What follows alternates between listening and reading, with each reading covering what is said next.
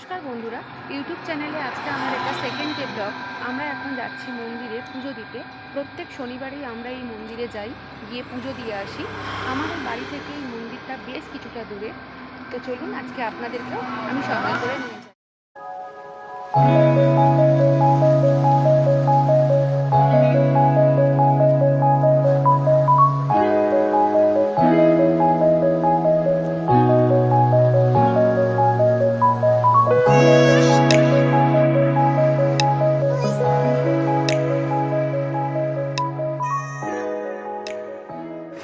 এই যে দেখুন, আমরা চলে এসেছি মন্দিরে।